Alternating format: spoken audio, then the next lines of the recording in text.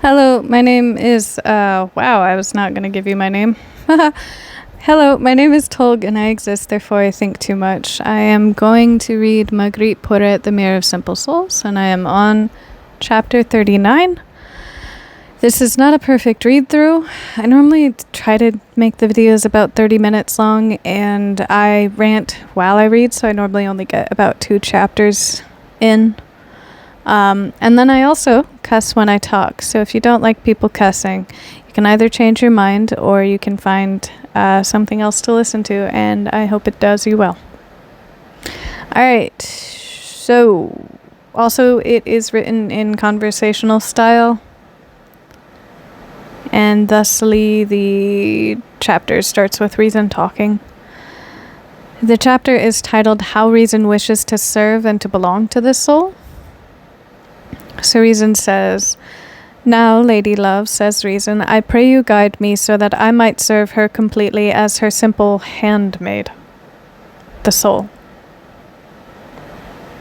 For I understand that I cannot have greater joy nor greater honor than to be the servant of such a lady." Reason wants to be servant to the soul, which again, the picture that it's painting is that one would be able to perfectly understand, or at least as perfect as humanity can ascertain. But that is what the picture is painting, and that's pretty fucking incredible. That's, if you were to speak in terms of rarity, I don't think it's been done before. And then Love responds, "I confess it to you," says Love, "that you cannot do better than to confess and say it," which is just a very long way of saying, do it yourself. I don't know what Love's role in this is. Reason says, "Ah, most sweet Love," says Reason, "what would I do with the people whom I have to govern, who will never see any ordering in this soul, that is, in her practices and activities? Other people will not see reason in what the annihilated soul does." Love responds, "Why do you say that?" says Love. "Is there a better ordering than that of the annihilated soul? When one exists without proper reason, the ability to discern or understand, oftentimes that is backed with anger. And that anger, due to not being able to understand something, makes one believe that that anger is felt rather than towards the not understanding, but felt towards the thing they don't understand, resulting in probably a feeling of a loss of control, increasing the anger, at which point promoting an unwant, a lack of want to understand. It just becomes this cycle of negativity. The inability to understand promotes anger. The anger promotes the inability to understand, and over and over. So Reason says, "Not at all," says Reason, "not to those who see a little or to those who are chosen in this manner, but of such types there are few on the earth. I dare to say it."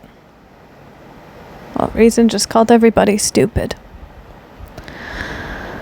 Love responds, "Now, Reason," says Love, "what do you call an ordering?" Yeah. Reason, "I call an ordering," says Reason, "the life of the works of the virtues in perpetuity." So earlier in the book, I don't remember who said it, but essentially it was described that once a soul, maybe not even annihilated at that point, but once a soul has practiced the virtues enough, which are supposed to be meditative repose, to connect you to God, with understanding, I presume, with understanding that flesh, being born at all, being of the flesh, is a sin, and thus you are to be in meditative repose, practicing these virtues, so as to bring you closer to holiness. This book proposes that one can assume a position after practicing the virtues enough where these virtues are no longer needed to practice, because the soul becoming annihilated after the abuses, it calls the practicing of these virtues abusive, choosing to annihilate itself, put itself in another dimension and letting God take over and acting through God, aligning the soul's will with the will of God, would make it so that the virtues are enacted simply by existing, and thus they do not need to go through the meditative practices of the virtues as they live in accordance with them through God living through them.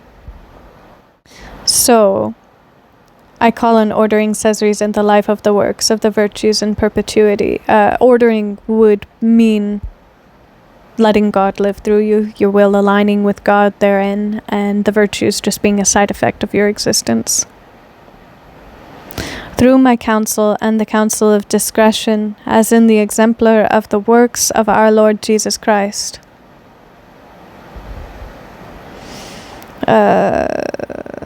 Love responds, reason says love.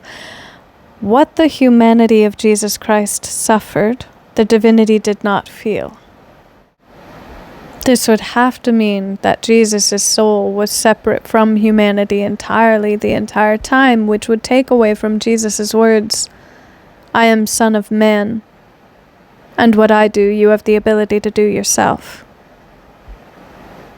I speak in a similar way to you, says love, concerning the soul. For what you say about the virtues and of yourself, reason, says love, this soul takes no account. And in a prior chapter, if not 2 or 3 ago, the soul being thusly annihilated and the will being aligned with God and God acting through the soul is put into a position where it does not necessarily have any care other than God, and in that everything is God. The soul simultaneously cares and does not, because the only thing the soul cares about is God. But if everything is God, the soul cares about everything. So, it can be said the soul cares about everything, while it can simultaneously be said that the soul does not care about anything. Schrodinger's soul? She is able to do better for love, who has transformed her into love, dwells in her. This soul herself is love, and love has no difference from her. In everything it is appropriate to have discretion, except in love. No, you should use discretion even in love. Maybe you wouldn't need discretion in divinity, but love should not be without discretion. Discretion meaning the ability to properly judge and properly understand and thereafter act on in an appropriate manner per the situation and what is needed from you or for the situation at hand. Love is not without discretion.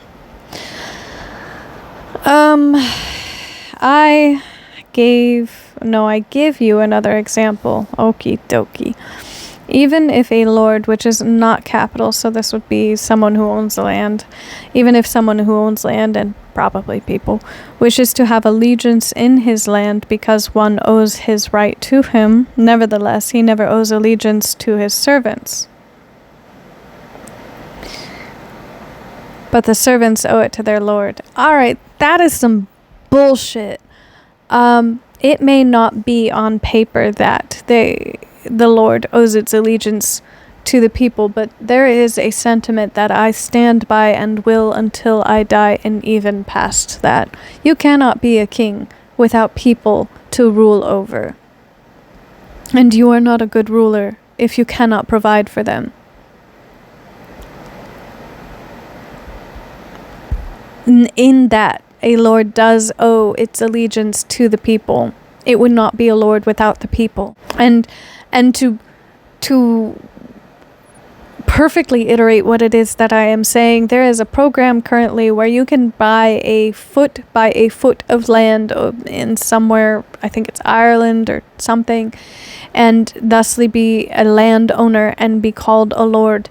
And it is seen as a funny haha, because very technically, yes, you are a landowner and a lord, but very honestly, you are lord over fucking nothing.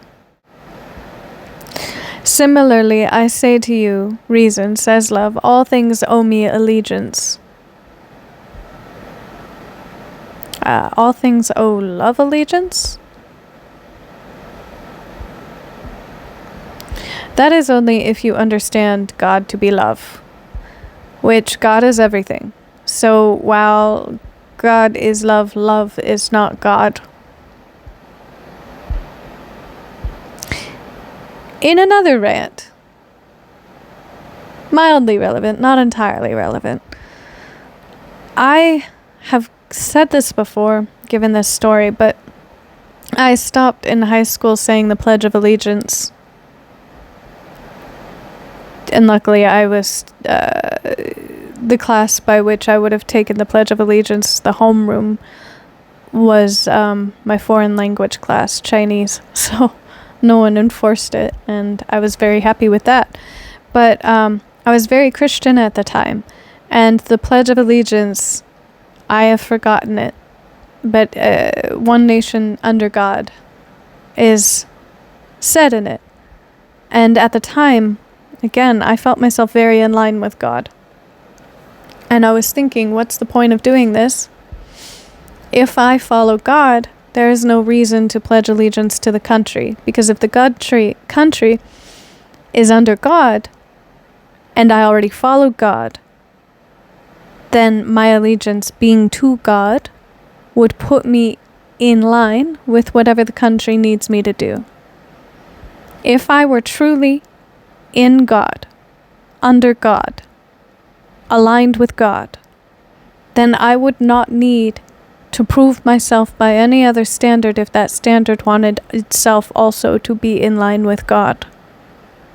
My proof would only need to be to said God. If love is in line with God, I don't need to prove my allegiance to it. My allegiance is already with God. So love, everything owes allegiance, it says, including the works of the virtues counseled by reason, refined by discretion, except the one alone who is grasped by love and transformed into love. This one owes me only love, and for this is he free, for love has freed him.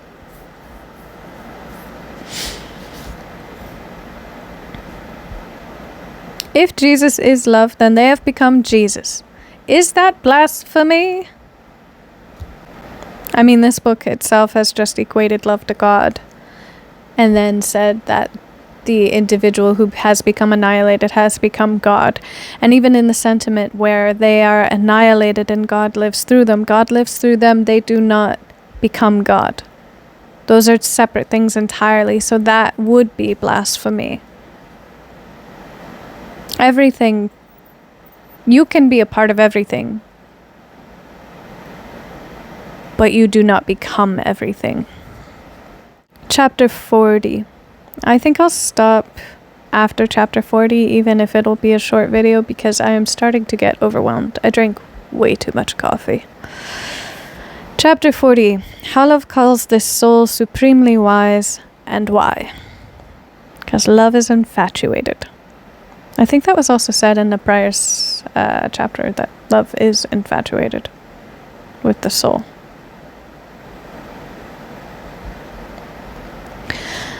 Love is speaking. Among my chosen ones, I call this soul supremely wise, the annihilated. But a small mind does not know how to estimate or understand a thing of great value. I don't know that someone who is presumably small mind means stupid, does not know how to value, but value remains subjective. Value is not an objective truth, and people need to stop understanding value to be an objective truth. It fucking isn't. So whether someone be stupid or intelligent. The value of something is specific to the individual and how that thing pays itself into the individual's life. So now reason is speaking. Lady Love says, reason, what do you call wise? Love, the one in the abyss of humility, says love. Again, just a system created as a means of furthering any abuse so that everybody stays in line. Humility is understanding yourself, where you are and how you are. Properly evaluating the actual understanding of the value of the situation. Which has been misunderstood for humiliation. Being less than and perceiving yourself as less than. So reason responds, love says reason, who is the one in the abyss of humility. Love says, the one says love, who has no injustice in anything and knows he has no righteousness in anything. Yeah, that's humiliation. That's not humility. That's not proper assessment. Unless it is, which would be specific. But that is not across the board. That is not a generality, that is a specificity. Someone who has no righteousness in anything and has no injustice in anything. Also, what in the fuck is meant by who has no injustice in anything? Isn't something you can have. Receiving justice. Giving justice. Likewise, receiving injustice and giving injustice. But that is not something you can have. Could be lost in translation. One who is in this understanding of his injustice. I'm not an understanding. Sees so clearly that I am so blind. Okay, someone can be watching this and be taking this as like subliminal. She said it. Sure. Pray about that. If you want to seek truth, I hope you have a good connection with your God. And may you, because the world needs it right now. Injustice sees so clearly that he sees himself beneath all creatures in the sea of sin. If you're lying to yourself about where you're situated and therein you cannot properly assess and you cannot properly evaluate, are you not insulting the person who would invest in you? Are you therein not insulting God, who one created you and two wants to invest in you? Thought for food. And because the demons are slaves of sin. No, they're not. Not according to angelology or demonology. Demons are essentially just angels that didn't want to fall in line. The initial angels that fell didn't want to agree with God in being subservient to humanity and understanding that humanity did not deserve their subservience. The rest of the angels that fell had an issue with power, wanted to overthrow God or wanted to overthrow man. But they themselves are not necessarily slaves, but perpetrators, with the devil being described as someone who owns the earth, was given dominion over the earth. That's not being enslaved. And they're not the ones committing sin. Again, the devil said, I don't need to push them into sin. I just need to offer them the opportunity and they'll take it. I'll prove to you that they were not worthy of your love. That does not mean that they are committing sin themselves. That means they are offering you the chance to commit sin. And that's also why the devil tested Jesus in the desert with scripture. And why the sentiment taught in church is that no one knows the Bible better than the devil. Without any comparison by her regarding them, insofar as the comparison is of her or of her works. Oh wait, I missed an entire part of that sentence. I'll just restart it, sorry. And because the demons are slaves of sin, no they're not, and this soul has seen for a long time that she is beneath them. Whoa! Okay, this is just abuse. That someone who has dedicated their entire life is beneath people that perpetuate sin onto others. That's just abusive. That's humiliation. That's not humility. And that's an utter fucking lie. They had the opportunity to stand next to God and propagate God's plan with direct communication to God. And they chose to operate outside of that with hope they could supersede this plan. That is direct injustice to God. That is directly spitting in God's eye. And as someone who has done their utmost to practice the virtues, to even go so far as to kill themselves to allow God to live through them, to say that they have directly spat in God's eye thereafter is wrong. They have done what they knew to do in order to be closest to God and do the best by God.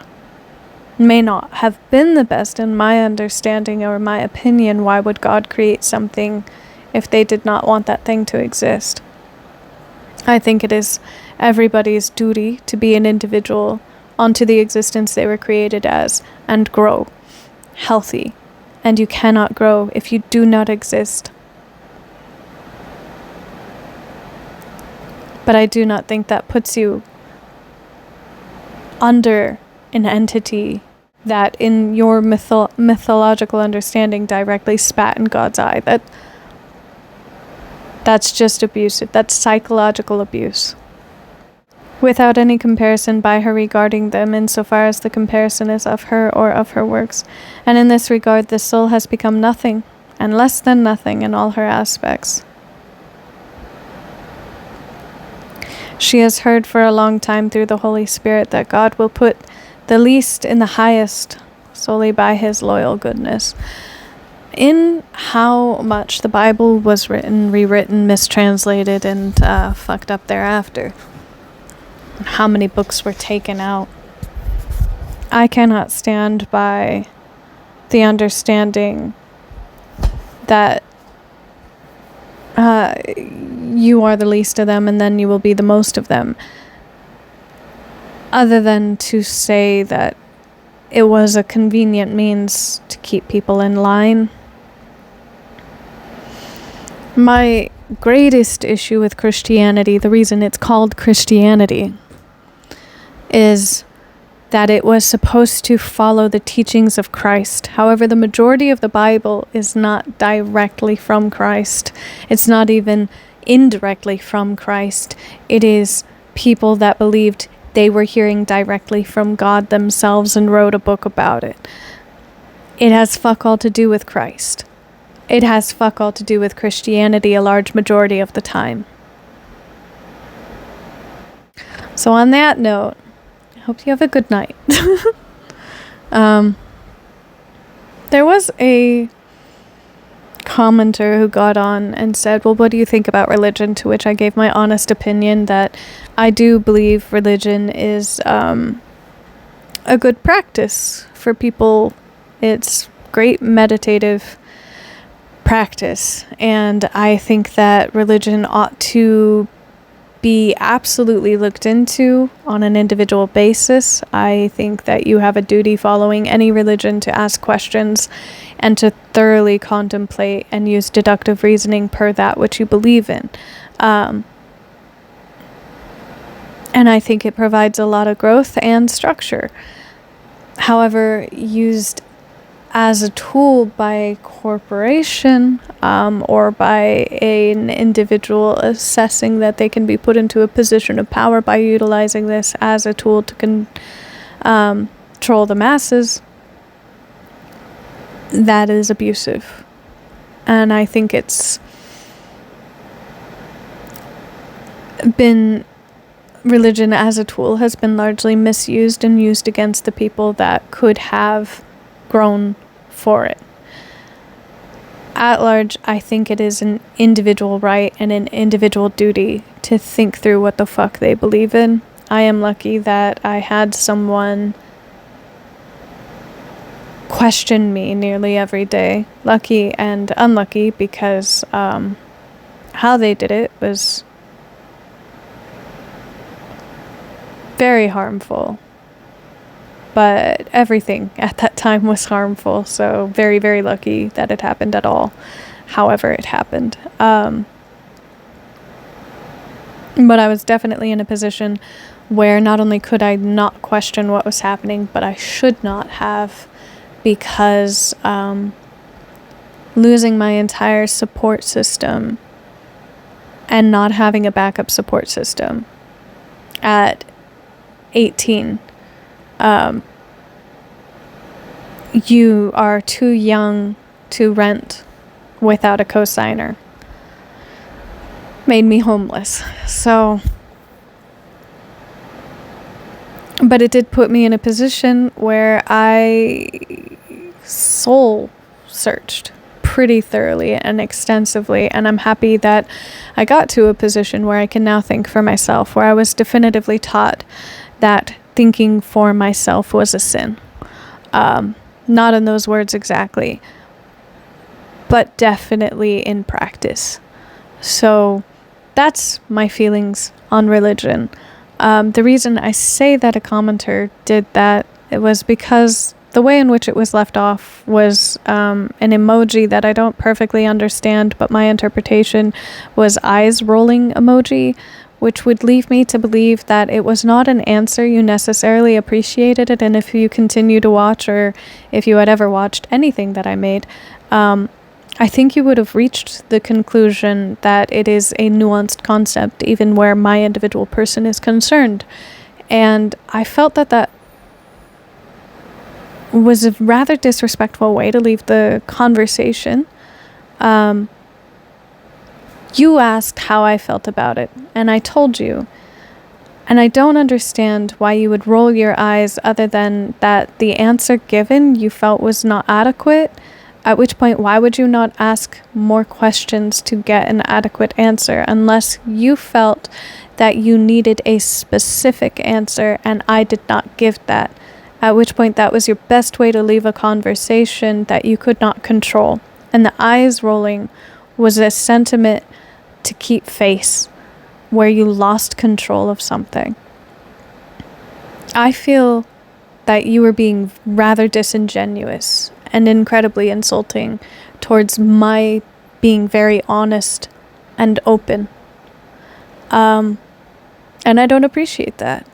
If you feel attacked by this, if you're watching it, I don't mind that you feel attacked.